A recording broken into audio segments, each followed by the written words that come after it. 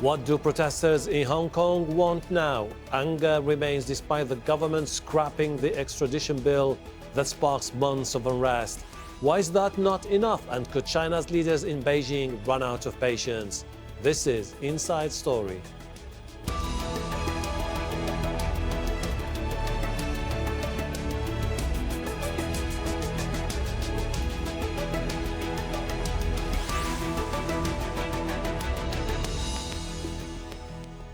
Hello and welcome to the program. I am Hashem Ahelbarra. Hong Kong's summer of discontent shows no sign of ending, despite Chief Executive Carrie Lam bowing to months of protest pressure and withdrawing the controversial bill to allow extradition to China. Her climb down didn't stop demonstrators for a 14th successive weekend, but police were out in force to prevent them getting on trains and buses to the airport. They shut down one of the world's busiest airports for 2 days last month and disrupted passengers last week too. Divya Gopalan has more from Hong Kong. So the plan for the protesters was to arrive at the airport using public transport and these buses. They were supposed to not wear their customary protest gear, black t-shirts, helmets and face masks. And they were told to blend in with the rest of the passengers. Look like they have a legitimate reason to be here at the airport, even printing fake boarding passes and carrying luggage. But instead, what we've seen is a heavy police presence here at the airport. They've been checking anyone they think could be a protester or someone who doesn't have a valid reason to be at the airport, and they have turned several people away.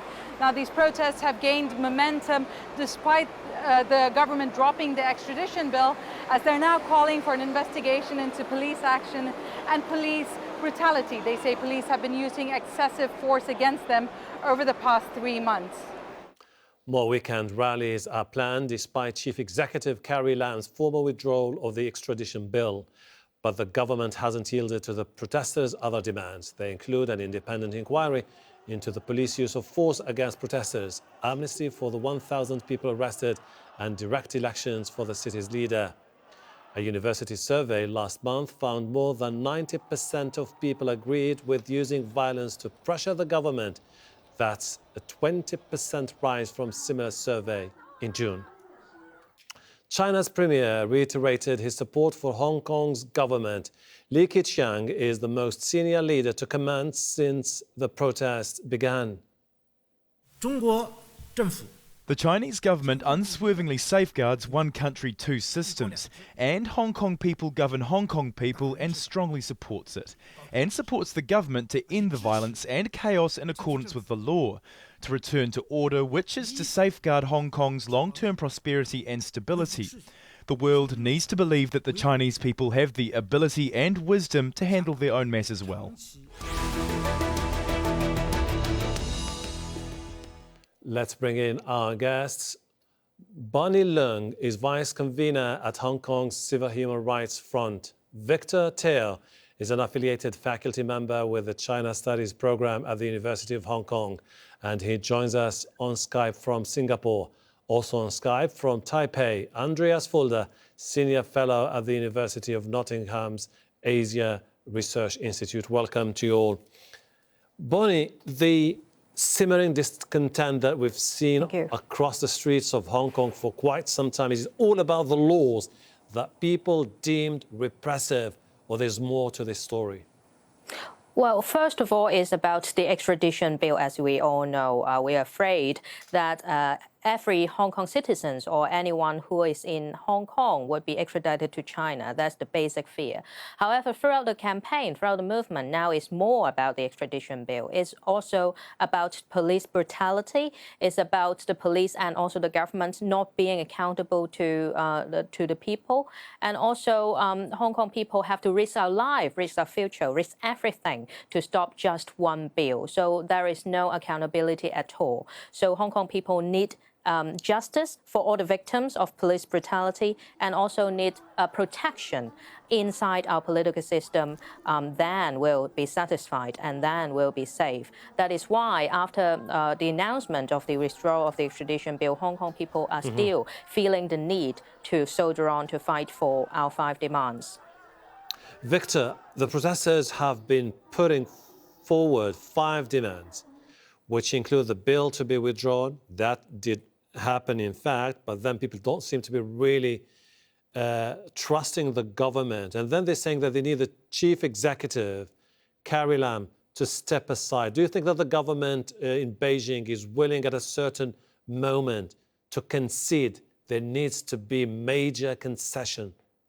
Well, at the moment, I do not think that the Chinese government in Beijing, the central government in Beijing, are considering major concessions. And the reason is simple. The concessions that have been asked are, from the Chinese perspective, the 5 demands from the Chinese perspective are considered to be unreasonable. And that is because the Chinese government view the issue from a national security and a sovereignty standpoint, not as a democratic movement standpoint. So the protesters and the central government are actually diametrically opposed in their perspectives. So I don't think it's likely that the central government will yield that easily to the protest movement. Andreas, if Beijing may not be willing to make concessions, but its attitude on its own seems to be pretty much ambivalent, because apart from the statements made by the premier, we haven't really heard any strong statement from the top echelons of the government about what is happening in Hong Kong. I think it's important to remind our viewers that it was Beijing that was changing the status quo. So, for example, the one country, two systems formula, in theory, could perhaps work. However, over the years, they have done a lot to transition towards what we see now, and which is a better version of one country, one system. And since this relates to the rule of law, as has been discussed previously, the Hong Kongers are not willing to give up their rule of law and replace it with mainland Chinese, rule by law. They don't want to live in fear. But that is exactly the kind of direction of travel. And therefore, I think Beijing has really miscalculated. They thought they could turn Hong Kong into just another mainland Chinese city. But I think they are realizing that this is not going to happen. Bonnie, it's not only the government in Beijing which is facing tough moments, it's also the protesters themselves. Don't you think that the acts of vandalism, the attacks targeting the metro stations, could create a backlash among the community in Hong Kong, or at least tarnish the reputation of the protesters? Well, I believe, yes, I agree that it's vulnerable because if Hong Kong need to have the support of the international community, such sites may not be good for them. But also I urge the international community to also see the tyranny and do not condemn the oppressed before you condemn the oppressing tyranny. So what's happening here in Hong Kong, the vandalism or some violence that you've seen, they are not, Hong Kong people are not, it's not our nature, but we're forced to do things like that. Sometimes it's necessary to use force. For example, on the 12th of June, supposed to be the beginning of the second reading, if people did not physically stop the legislators, pro-Beijing legislators, going into the Legislative Council to pass the bill would have been passed. So we're forced to do these kind of things. The brave protesters are forced to go onto the streets. It may not be violence, it could be self-defense. So I urge the international community to see through all those vandalism or so-called violent acts, but see the true character of all the protesters. Victor, do you believe the international community has any appetite to step in and to say to Beijing, it's about time to change your politics, it's about time we see some political reforms? Well, to be honest, I don't think so. I think there's a lot of support for the aspirations of the protesters. I think we can all agree that both the conservatives and the liberal camp in Hong Kong, there are few. I don't think that there's actually anyone who doesn't want civil liberties.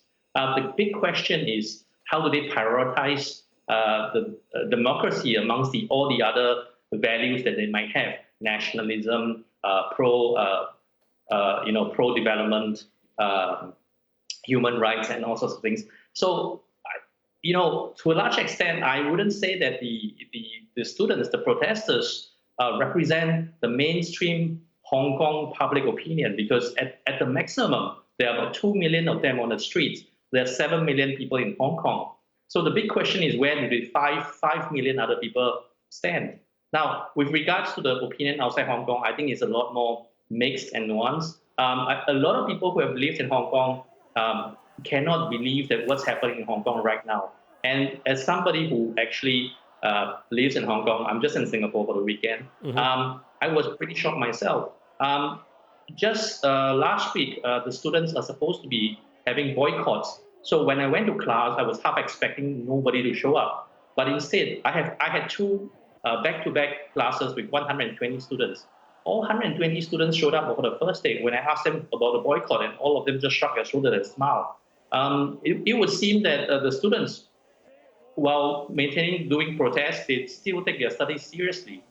Having said that, people outside of Hong Kong, my friends outside, they have mixed reactions. On one hand, they feel that, yeah, it is right for the students to aspire to democracy, to fight for human rights.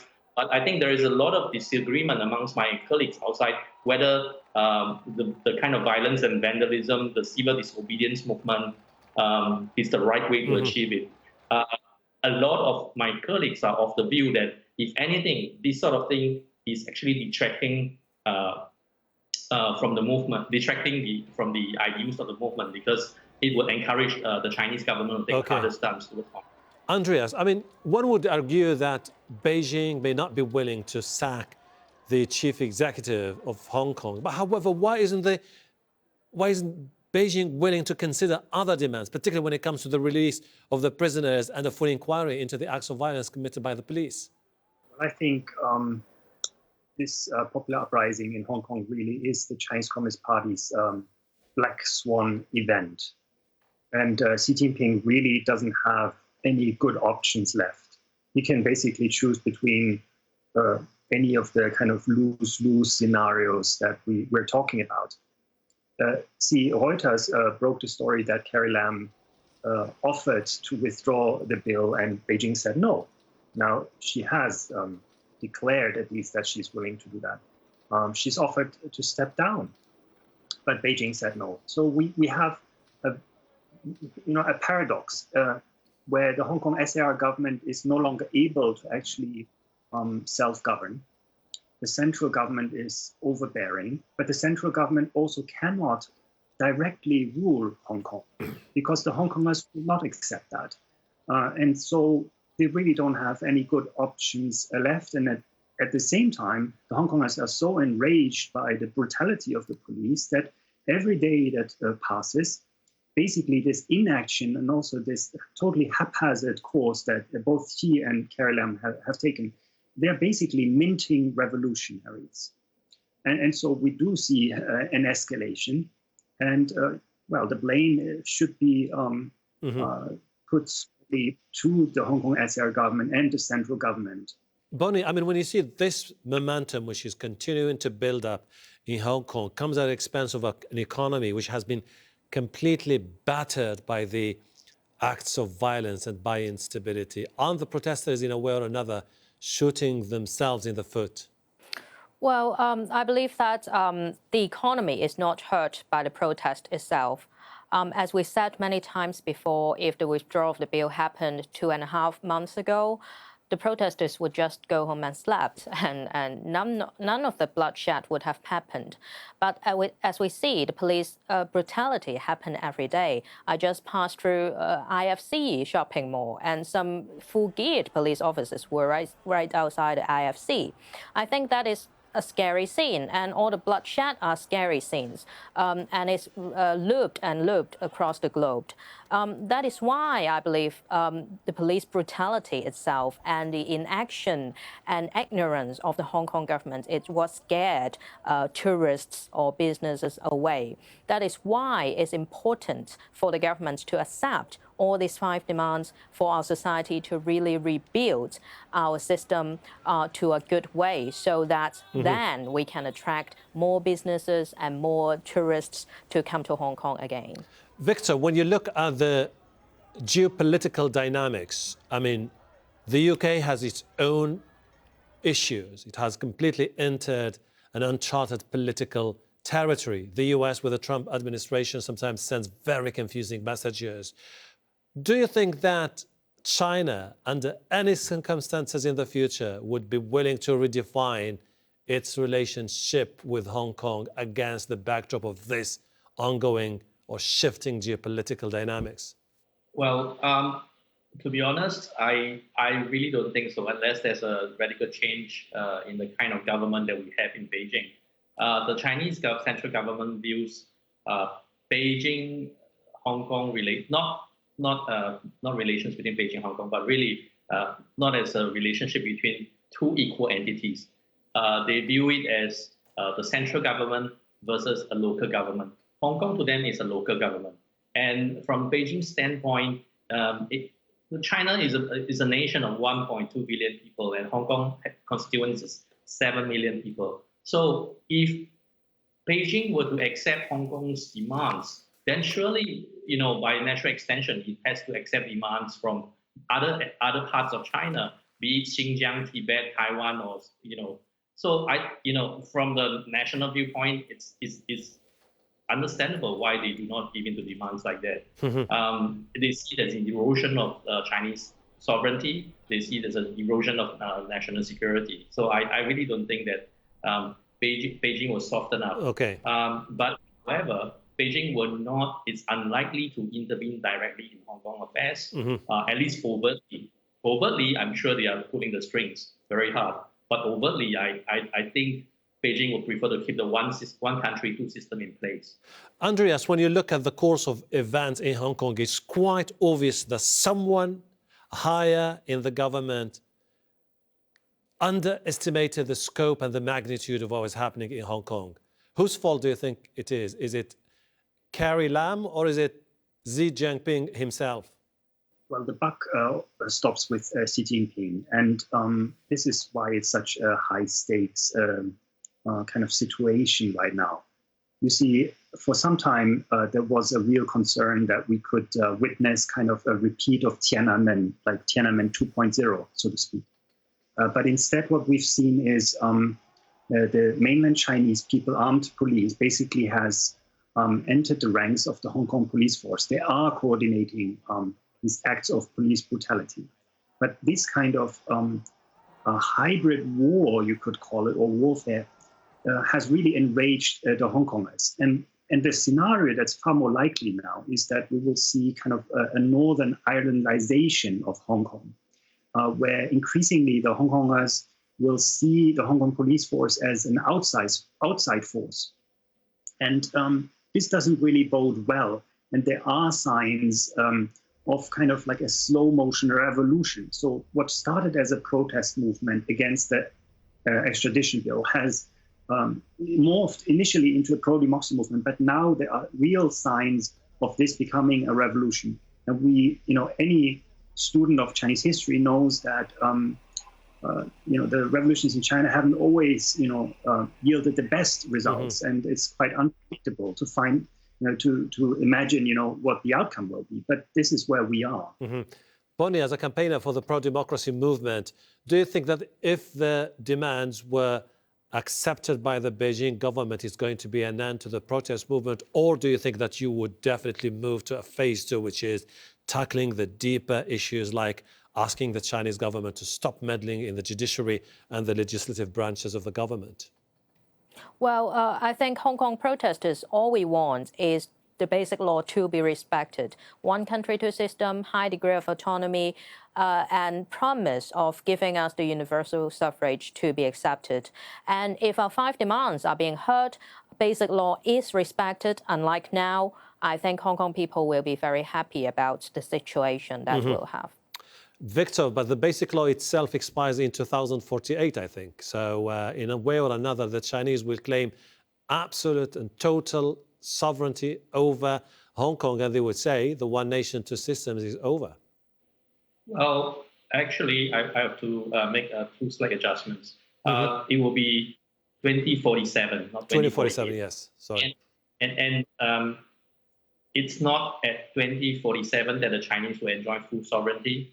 Right now, since 1997 and up to today, the Chinese full sovereignty. The Chinese government. Except that they have accepted at the same time that the transfer of sovereignty comes at a price, which is basically accepting the notion of a two-system, one nation, two system, which is you have control over the defense, over the foreign affairs, but you let people in Hong Kong run their own daily life the way they want, which is an anathema in a way or another to the way businesses are run in Beijing and the rest of the mainland China. Yes, but it's not unconditional. If you look at a deeper reading, it's kind of ambivalent where the buck stops. Is it at the chief executive level or is it MPC? Now, personally, my own reading is that it stops at the MPC, and that's the reason why Carrie Lam's resignation cannot be demanded by the Hong Kong public, because it's not the Hong Kong public's decision. It's actually the MPC in Beijing, the National People's Congress in Beijing.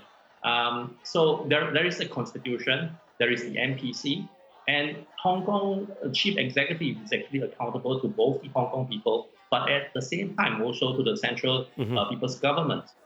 So here we have a situation where there is actually a tug of war, legally speaking, between the central government and the democratic will of the Hong Kong people per se. And so Carrie Lam's resignation is not a matter just for Carrie Lam herself or just for the protesters to decide. Okay. And the central government is not wrong to say that this has to be dealt with in accordance to the Hong Kong's mini constitution. That is the basic law. And this is what the basic law stipulates. And this is why I need to go now to Andreas and ask him about what happens next. Because when you look at the situation as it evolves and the protesters saying that we need to renegotiate many things, talk about different issues, isn't Beijing on a collision course with the people of Hong Kong? Because ultimately, it's about China's control over the semi-autonomous territory, and each have its own interpretation of what should be done. Yes, for sure. But we should, bear in mind the buck still stops with Xi Jinping. And one of the problems is that basically the central government has given a green light to weaponize ethno-nationalist sentiment, not just in mainland China, but around the world. We've seen, for example, that officials have really encouraged a hate crime against Hong Kongers abroad in places like Australia, New Zealand, Canada. And the problem is, once you kind of unleash these demons of ethno-nationalism, of course, there's then a reaction on the side of the Hong Kongers. So I don't think that, for example, Hong Kong independence would have ever gained any kind of currency whatsoever if we had a properly functioning one country, two systems. But the moment you start taking away the two systems, people start honing in on the one country. And so I talked about, these signs of a slow motion revolution. I mean, we just need to listen to the slogans like "Liberate Hong Kong, the revolution of our times." Now, if people saying, "Do you hear the people sing?" that is still kind of like not very challenging. But see, the protest movement has now come up with its own anthem, "Glory to Hong Kong." It has very strong nationalist undertones. So this is a reaction towards this kind of chauvinism coming from the north of China, where the top leadership probably never had a proper understanding of the south of China, looked down on them. And that's, of course, something that people respond to. So I think if we discuss this entirely in this kind of one country, two systems framework, that has really been blown away already by these developments. Very delicate. We are really in a country, one system situation. A very delicate situation indeed, Andreas. Fulda, Victor Teo, Bernie Leung, thank you very much indeed for your contributions to the program today. And thank you too for watching. You can see the program again anytime by visiting our website aljazeera.com. For further discussion, go to our Facebook page. That's facebook.com/AJ Inside Story. You can also join the conversation on Twitter. Our handle is @AJ Inside Story. From me, Hashem, Ahelbarra, and the whole team here. Bye for now.